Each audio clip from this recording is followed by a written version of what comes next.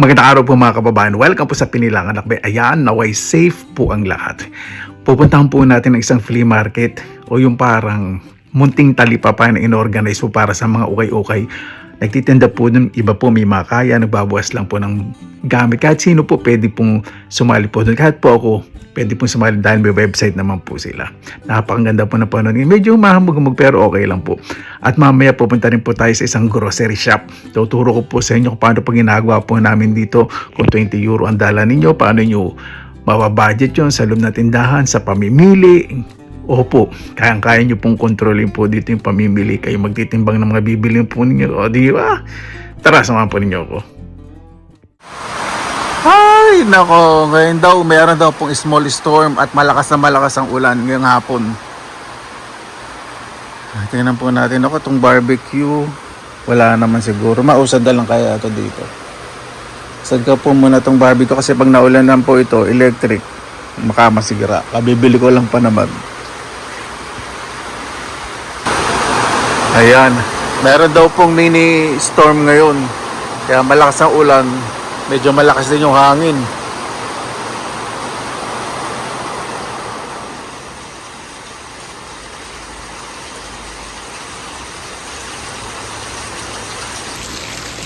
Ang lakas ng agos. Mas lalakas pa po ang ulan. Kalulog po yan. Yan. Buti namili po akong pantakip. Waterproof po yan. Talagang protection sa araw, ulan at winter. Dahil kanina sobrang init nung yero, nung ulan malamig yan po. Umuusok po ano. Oh, nakikita naman namin umusok, kuya, sa nasabi mo pa. Napakaswerte po ng mga magtitinda, bigla pong huminto ang ulan kasi mag-umpisa po ng alas 4 ng hapon, mag-alas 4 pa lang po. Kapag summer po, napakasarap lumabas. Lalo na pagkatapos pong umulan, medyo chill ang weather. Ang pinakamaganda po talaga dito, sa mga bus stop lang po talaga humihinto ang mga buses. Siyempre nga tinawag na bus stop, siyempre mga bus na minto dyan. Ibig sabihin ko po hindi po sila nagsasakay kung saan saan. Mas okay na po kasi may toilet na yung mga driver dito sa, ito po yung huling bus stop malapit po sa nitiran ko. At itong bus stop may protection, di ba? Social, glass wall. At binabalanse po talaga nila dito ang nature at ang infrastructure at development. O diba? Dito merong online service, makikita nyo po yung mga oras at dito rin po sa mga bus stop may nakasulat po kung anong oras darating po yung bus at anong number. Puro number 1 po ang dumarating po dito. Date, kung anong weekdays ba o weekends. Tapos may map, yung mga dadaanan, di ba? Napaka-systematic, napaka-organized. Pati yung pag-aayos ng mga kalye, ng mga bahay, ng mga paradan, hindi ko saan-saan. Talagang inaayos po ng gobyerno. Sobrang organized po, no? Kahit saan anggulo, napakalinis, grabe. At sa bawat bus stop, may basurahan. Wala po akong makikitang basura sa gilid. Andyan lang po talaga sa loob ng basurahan. O, di ba? Titignan ko po kung anong mabibili ko sa mga second hand. Kasi sa garden, baka next year, dito ako mag-summer. So, marami akong mga gulay na itatanim. Saka bibili po ako ng mga anik-anik. Doon po sa pinapaayos ko pong bahay sa Pilipinas. Sa bahay ko rin po sa Pilipinas.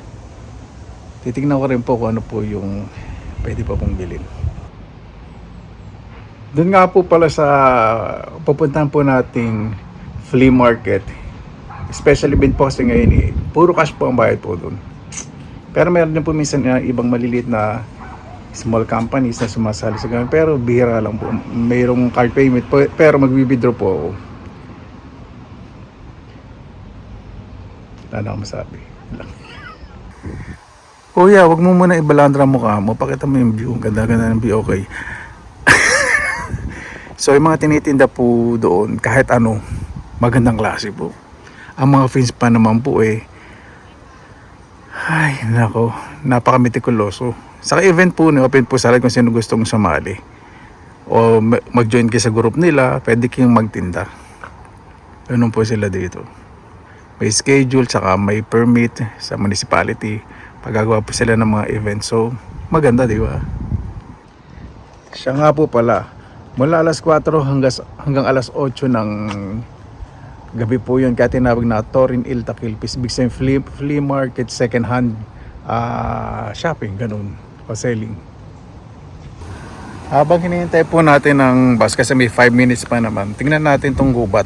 May gubat po dito malapit sa, ay, mga may ayusin dito. Kung may kabuti tayong makikitang sign. Kasi pag may tumubong kabit sa gilid, eto na pala yung bus. Saka na lang kung mga ano ng kabuti.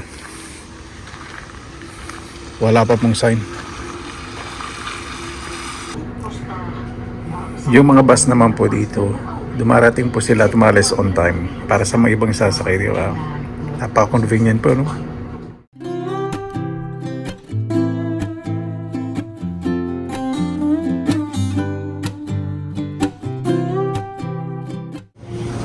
Bili po muna akong mainom at makakain. Super excited ko hindi pa ako chumichicha. Sabi lang yung plastic kasi mga ibang nagtitinda wala pong plastic. Yan po mga kabayan, dito na po tayo. Tingnan po natin, parang kukunti lang ang tao. Maaga pa kasi past 4 lang po mostly 4 po sila nag-start. Ayaw po masyadong kumuha ng video sa close, magpapaalam po ako bago kumuha ng video kasi iba ayaw po na bibidyohan. Ayan po mga kabayan, may nakita po ako dito handmade, napakagaling. Bihira lang po yung tinda dito. Very reasonable na po yung price po nito for 5 euro kasi sa ibang mga shops nagra-rate po ito ng mga 10 to 15 euros pero nasa kanya napaka reasonable. Is it okay to ask some question? How long have you been doing this? 1 year. Oh, 1 year. Oh, you're so talented. It's so good. Bait po nila. Thank you. Thanks for your time. Ayan po, bumili po ako ng Grampil book. Ang good po, for 5 euro. Mahilig po ko sa mga ganito. Sinusuportahan ko po kasi mga small businesses. Kahit po sa Pilipinas, sa Finland. Tapos napaka-friendly. Ang good po, Dito niya po mismo ginagawa. Kaya ako po siyang masyadong kanan video kasi medyo na-intimidate po.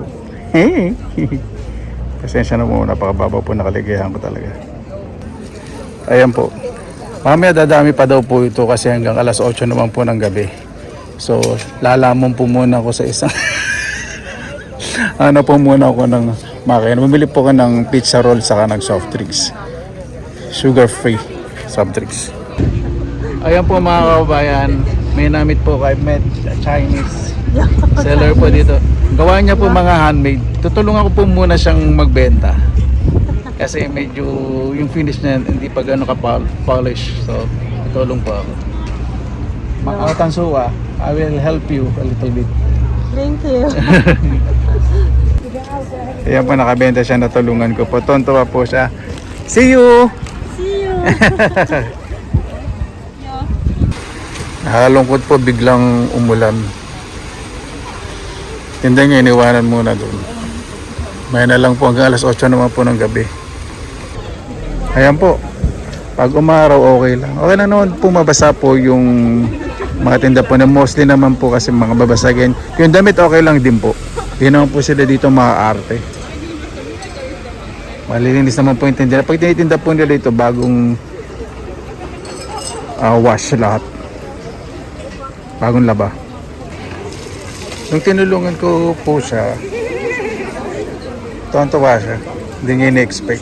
Kasi hindi niya po alam kung paano i-approach po yung mga fins Ako po matigas ang mukha ko. Hindi, alam ko po yung pag-approach po sa mga fins. Ayaw po nilang tatawagin po niya. Pag huminto, sabihin niyo, hello. Ganun. Dito na po tayo sa paborito kong tindahan. Pumasok na po tayo. Dito na po tayo sa loob ng grocery. Kukuha po tayo ng barcode reader na kung saan gagamitin po natin sa ating pamimili. Ang mga barcode readers po na to ay napakaganda po para mas makontrol po natin ang ating pamimili. Kukuha lang po tayo ng isang piraso. Ito po ang estante ng mga barcode readers. Gagamitin po natin ang ating membership card, i-scan lang po natin at kung saan po umilaw, doon po natin kukuhanin ang barcode readers na gagamitin po natin para makita po natin kung magkano na po ang ating pamimili. I-scan po natin ang bawat pamimili po natin para mag-reflect sa screen ng barcode reader. Ang kagandahan po dito, bawat produkto may price list o price tag na talaga naman i-scan nyo lang po sa price tag o kaya diretso na sa nakalapat po na barcode sa inyong bibilin. O di ba? Magre-reflect na po yan sa barcode reader. Bawat bibilin po dapat ilagay po sa pushcart at ang barcode reader milalagyan din po sa pushcart. O di ba? Hindi kayo kukulaniin.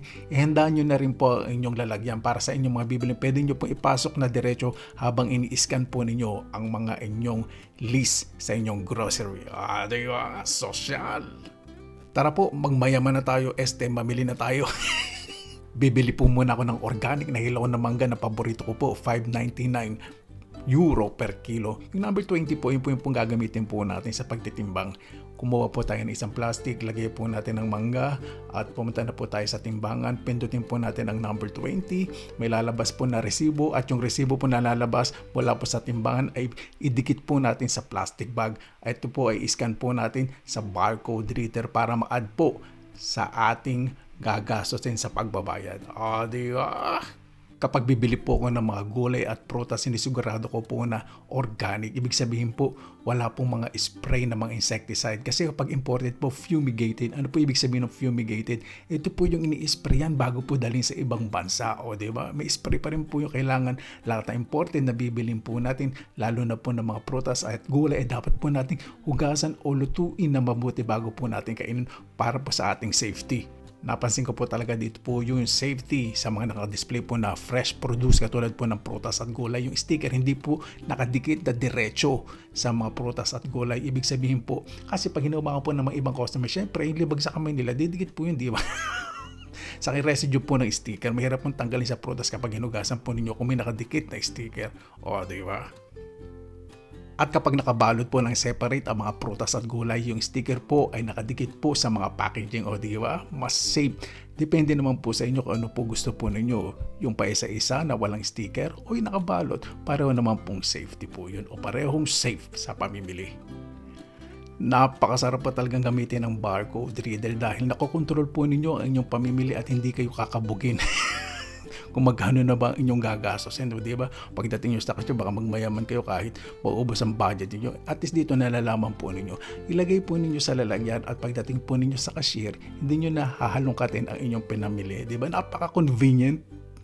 Siyempre, yung mga industrial produce o yung mga galing po sa mga pabrika, meron po yung maayos na mga barcodes o di ba na napakadali pong bilhin pero i-check nyo po yung expiration at yung mga ingredients for your own safety. Di ba? Napakagandang gamitin po ng barcode reader po na to kasi kung mayroong produkto na ayaw kayo, click nyo lang po yung produkto po na yon at post tattoo at ibig sabihin delete po. Di ba? Nakokontrol po ninyo ang inyong pamimili.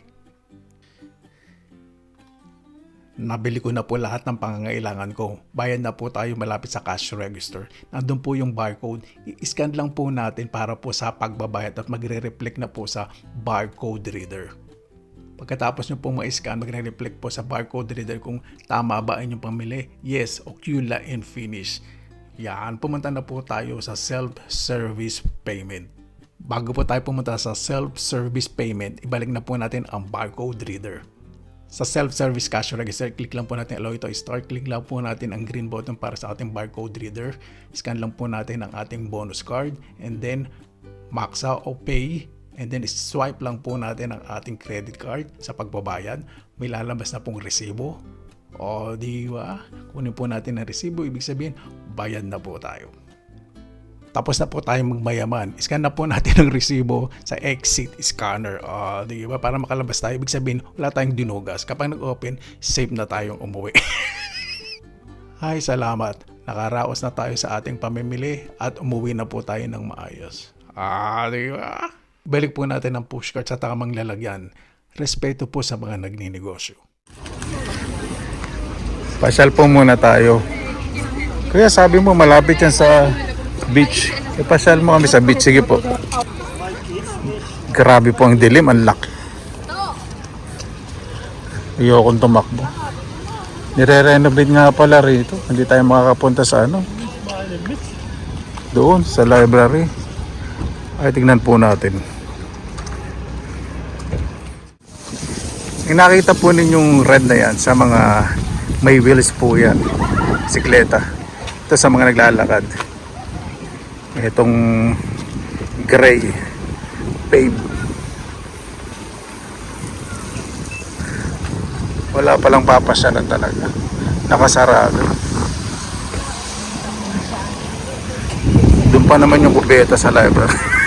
Hindi pa naman ako nakukubeta. Yun doon yung tignan natin doon. Pasyal ko po muna kayo syempre.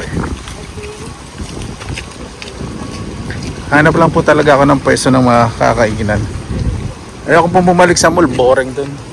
Maraming chismosa doon.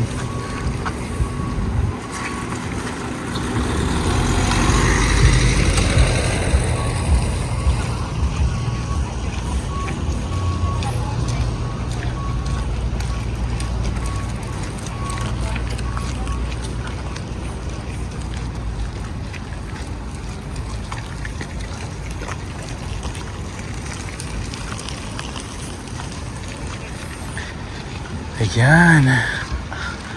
Meron pala ditong daanan. Kaya lang hindi maganda, may construction site.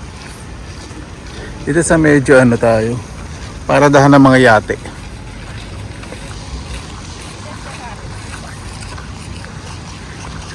Ayan, yung palang kalsada sa mga nagbibisikleta.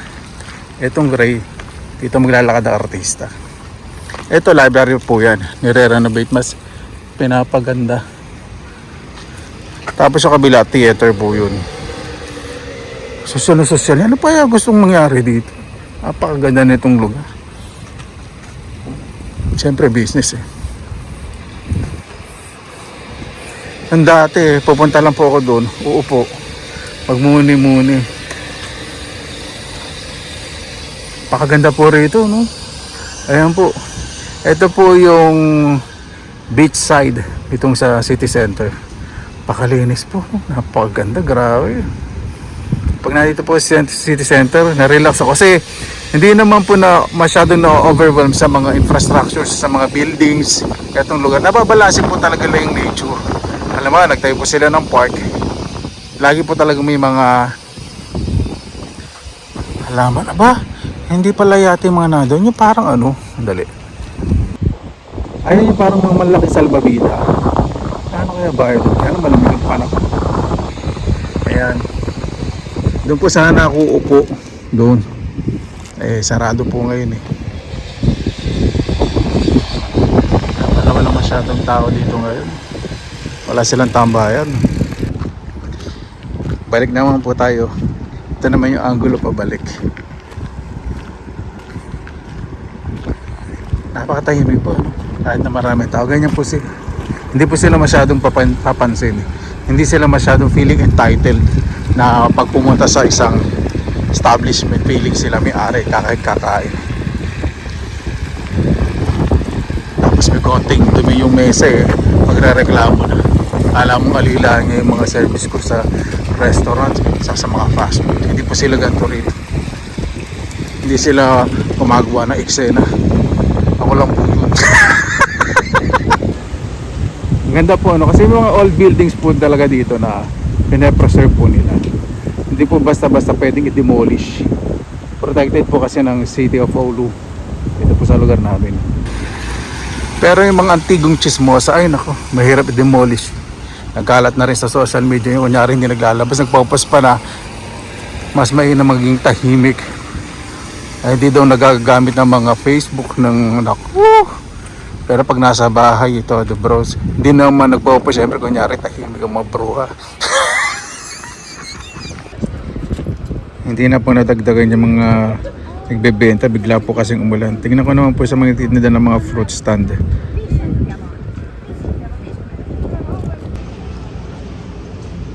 Wala na pong nagtitinda ng mga fruits and vegetables. Hanggang alas 6 lang po pala sila dun. Ito po ng view, no? Ayan po. Ito na po sa area namin. Malaki dilim. Kung naman sana ako ubutan, mukhang malakas na ulan to.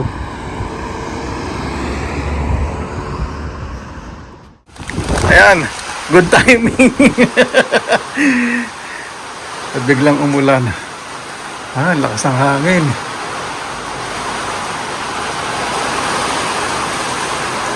Meron nga daw pong slight thunderstorm today.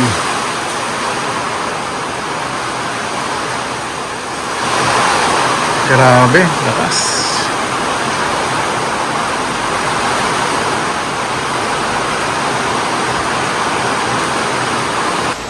Yan, palakas na palakas po ang hangin. Hihinto, lalakas. Ano po itong munting bagyo. Maganda senyales din po ito dahil mas mapapabilis ang pagtubo po ng mga kabuti. Nagchichill na po ang weather at wet na po. Ang lakas ng ulan, no? Kaya pala, Tegli, dapat pala magtanim mga ng Bermuda sa Pilipinas para hindi maingay, ganyan. Grabe, ang lakas ng hangin. Yan. Totoo nga. Yung weather forecast nga nila dito, totoo na may ayan o. May mini bagyo. Grabe.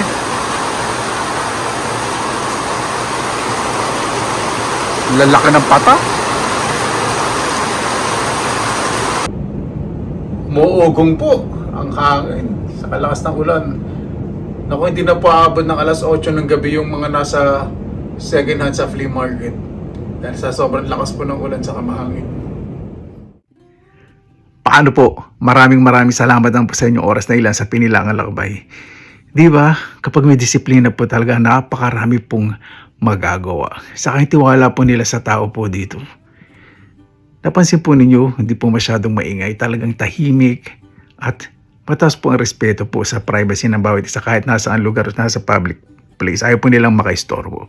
Di ba? Kaya ganoon din po ang binibigay pong respeto po sa kanila. Maraming salamat po sa inyong oras na ila sa Pinilangan Lakbay. Basta lagi po tayong positive vibes, good vibes. God bless, ingat po lagi, magandang araw. Laban lang!